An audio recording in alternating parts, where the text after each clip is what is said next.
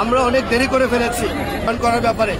আমি অবসরপ্রাপ্ত লেফটেন্যান্ট ইফতেখার, আমার কাছে নৈতিকভাবে মনে হয়েছে they are right for the righteous cause. এভাবে কেউ মারা যেতে পারে না, এটা একটা শেষ দরকার। যদি প্রয়োজন হয় ওদের সবার আগে আমি বুক পেতে দেবো to safeguard them, because একসময় আমরা ট্রেনিং প্রাপ্ত ছিলাম ন্যায়ের পক্ষে। বর্তমানে আপনাদের বাহিনীর যে ভূমিকা আছে, আমি বাহিনীর ভূমিকাতে যাবো না, ওরা একটা নির্দিষ্ট নীতিমালার মধ্যে আছে। আমি একজন এক্স, আমার জন্য ওই নীতিমালাগুলো প্রযোজ্য না।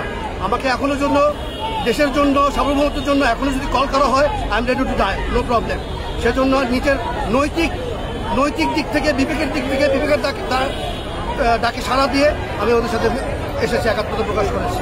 শিক্ষার্থীদের উপর যে নির্বিচারে গুলি করা হলো, এটা কিভাবে দেখছেন? আমি এই ব্যাপারে বললাম তো, আমরা অনেক দেরি করে ফেলেছি। আমাদের মতো আরো অনেকের যারা আছে তাদের মাঠে নামা উচিত। আপনারা সবাই মাঠে নামুন, আমাদের ছাত্রদের পাশে, আমাদের সন্তানদের পাশে দাঁড়ান। আমি অবসরপ্রাপ্ত লেফটেন্যান্ট ইফতেখার, আমি আমার নৈতিক দায়িত্ব থেকে এসেছি।